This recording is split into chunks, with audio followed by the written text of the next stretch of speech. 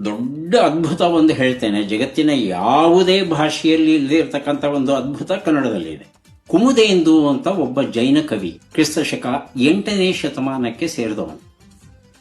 ಇವನು ಅಂಕಲಿಪಿಯಲ್ಲಿ ಒಂದು ಮಹಾಕಾವ್ಯ ಬರೆದಿದ್ದಾನೆ. ಅಂಕಲಿಪಿ ಅಂದ್ರೆ ಏನು? ನಾವೆಲ್ಲ ಬರೀಬೇಕಾದ್ರೆ ಅಕ್ಷರಗಳನ್ನ ಬಳಸ್ತೇವೆ. ಕ ಕ ಕಿ ಕಿ ಅ ಆ ಇ ಈ ಎಲ್ಲ ವರ್ಣಮಾಲೆಯನ್ನ ಬಳಸಿ ಬರೀತೇವೆ.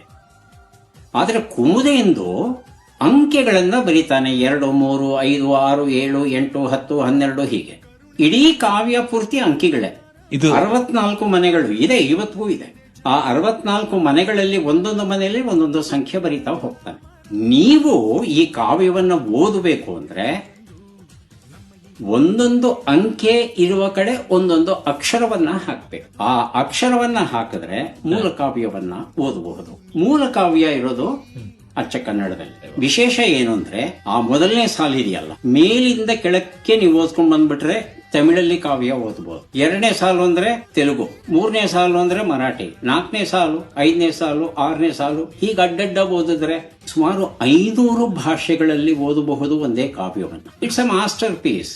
ಈ ತರದ್ದು ಕೃತಿ ಮತ್ತೊಂದು ಇಲ್ಲವೇ ಇಲ್ಲ ಜಗತ್ತಲ್ಲೆಲ್ಲುವೆ. ಅದು ಕನ್ನಡದಲ್ಲಿ.